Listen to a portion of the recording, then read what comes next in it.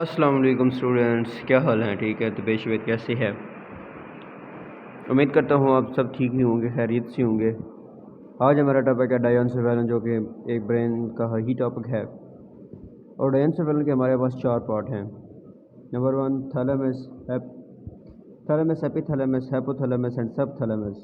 हम एक एक करके डिस्कस करेंगे। बेसिकली ये diencephalon को हम ना फोर ब्रेन भी कहते हैं, ठीक है।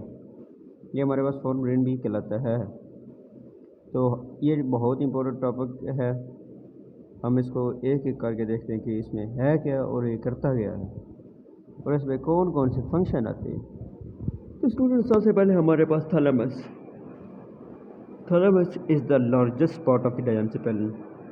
diencephalon का सबसे लार्जेस्ट पार्ट है। It consist of cluster of nuclei. ये गुच्छा, क्लस्टर इज़ कॉल्ड गुच्छा। ये न्यूक्लियस के गुच्छे, मतलब न्यूक्लियस के गुच्छे जो होते हैं ना, वापस में इकट्ठे हो जाते हैं, तो क्लस्टर ऑफ न्यूक्लाई पर मुश्तमिल होते हैं। शेप समवट लाइक यो की तरह इनकी शेप होती है। थैलेमस इन्फ्लुएंस मूड, ये असर करता है मूड पर। और रजिस्टर एंड अनलोकलाइज्ड, जो हमारे पास ऐसी चीज़ें जो कुछ हम जानते होते हैं वो क्या होती हैं? रजिस्टर।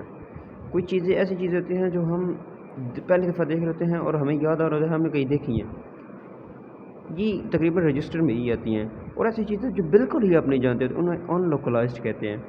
अनकम्फर्टेबल, आप बिल्कुल साजगार नहीं महसूस कर रहे होते। परसेप्शन ऑफ पेन, बहुत सीवियर पेन उसको भी कंट्रोल करता है। ये बेसिकली किन चीज़ों को कंट्रोल करता है? मूड, रजिस्टर और अनलोकलाइज्ड। अनकम्फर्टेबल, परसेप्शन ऑफ पेन, ठीक हो गया। नेक्स्ट हमारे पास है एपिथैलेमस। एपिथैलेमस जो कि हमारे पास बहुत ही इम्पोर्टेंट है। Epithalamus is the small area of the superior and posterior of to the thalamus. ऊपर से और नीचे पीछे से पोस्टीरियर, ये हमारे पास स्मॉल एरिया है। ये और हमारे पास मुश्तमिल होता है सम न्यूक्लाई पर या फ्यू न्यूक्लाई पर,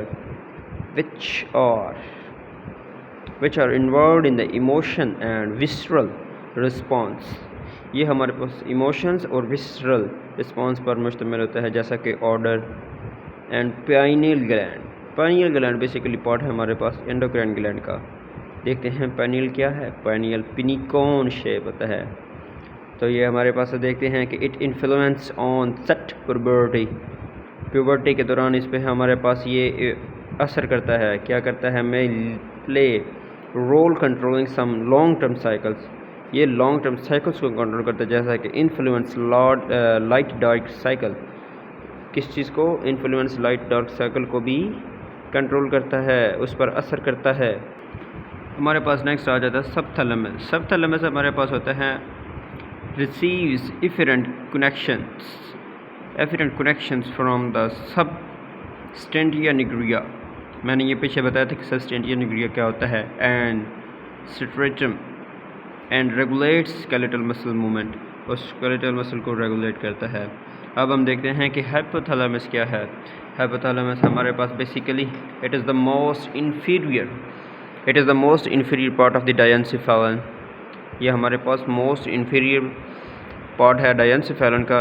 very important play role in maintaining homeostasis में ये बहुत इंपॉर्टेंट रोल अदा करता है। और ये स्मॉल न्यूक्लाई पर मुश्तमिल होता है, मतलब थोड़े से मुश्तवाल पर होता है। Hypothalamus play control role in control of the body. ये सेंट्रल रोल प्ले करता है कंट्रोल ऑफ द बॉडी में, जैसे कि temperature, hunger, thirst and memory.